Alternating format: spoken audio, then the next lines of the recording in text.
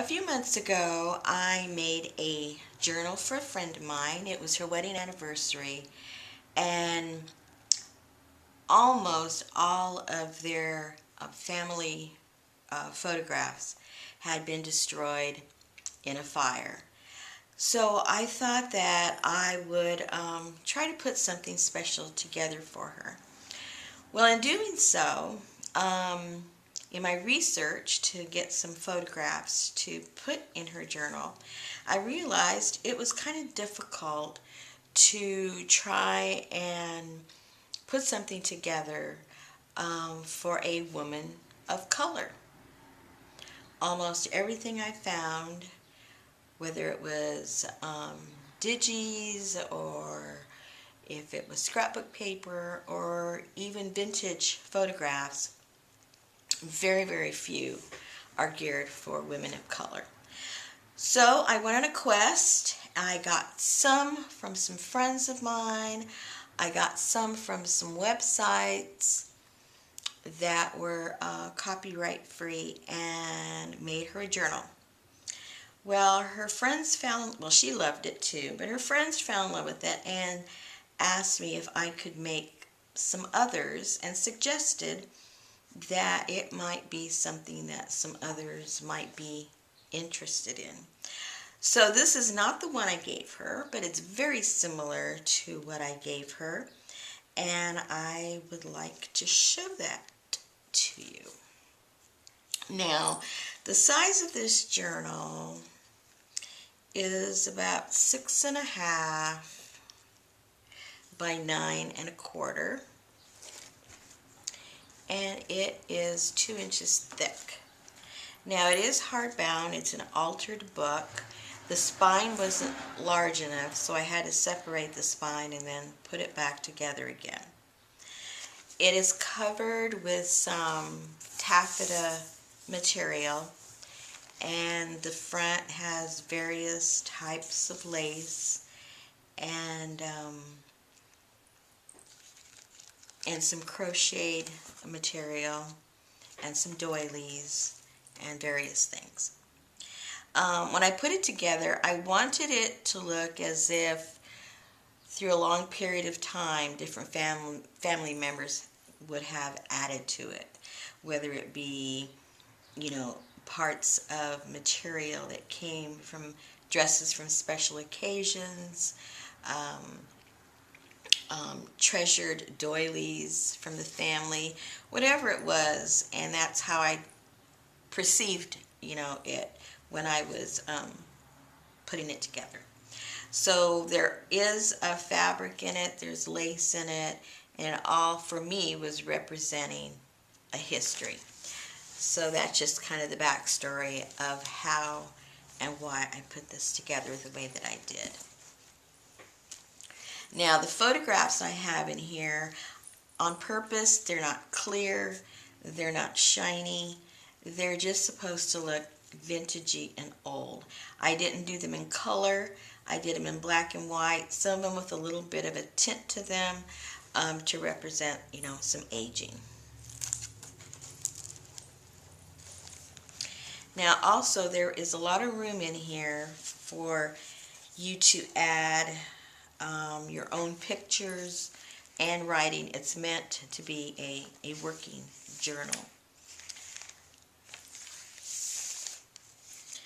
I did put some of the graphed paper in here. I copy dyed it, and it sort of did the same thing that those composition book pages do. It kind of all bled together, but I like the way that it came out.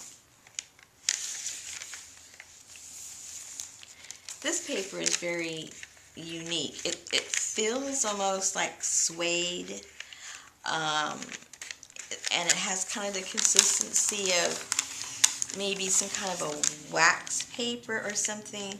But what's neat about it is you can write on this with pencil or with pen or with a marker, and it doesn't bleed through, and it doesn't smear. So you can use it in more ways than you would be able to do like the wax paper, because you can't write on that at all.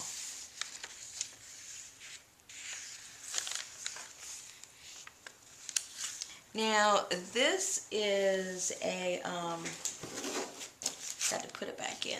This is a transparency, and this goes in there. It's just a little book that has a little bit of paper that you can do some writing. And again, it has some of the fabric and some doily in there.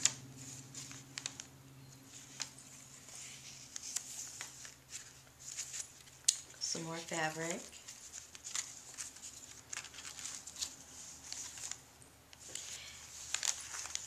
And some photographs. And in the back is room for you to write on it.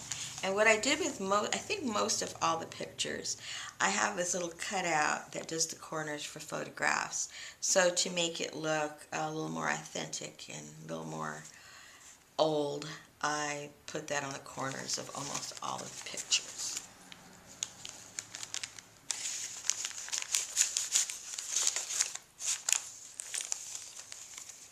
Some more lace. Also, I made some bookmarks and a little bit of, I'm not sure what this is. It looks almost like it might be knitted or crocheted, not sure. With a little bit of trim of lace.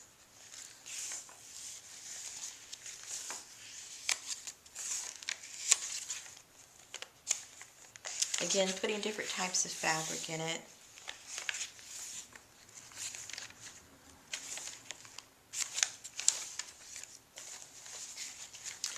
Now this, I just put a couple of index cards and put a little bit of lace and fabric to be able to put inside of this pocket here.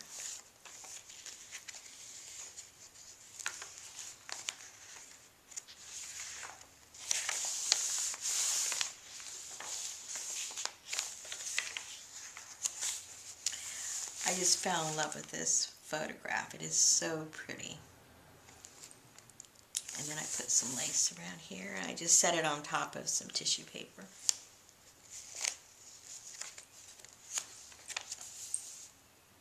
Some more lace, some more cards, and some more fabric.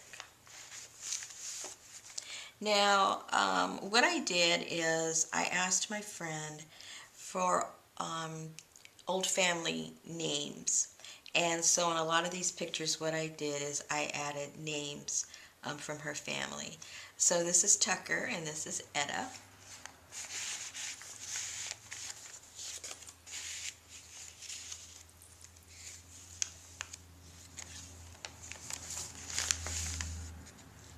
Andrew and Ira May.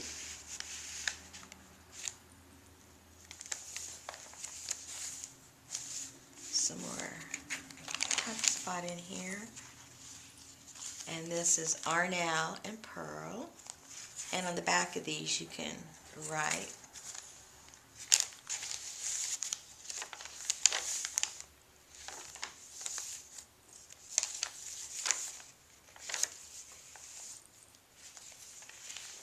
Some more lace.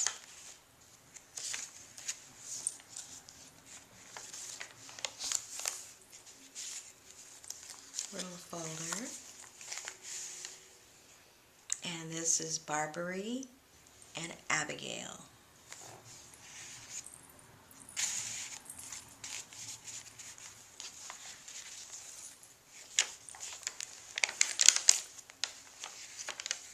Oh, and I forgot to mention, here's another bookmark. I have 2 in there. Some more of that paper. Some lace.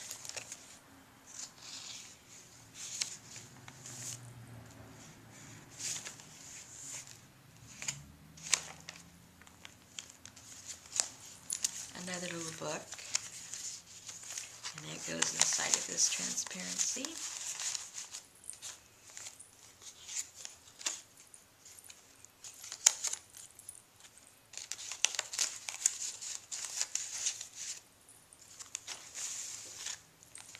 Some more pictures. Leonora, Casper, Coffee, and Cecilia.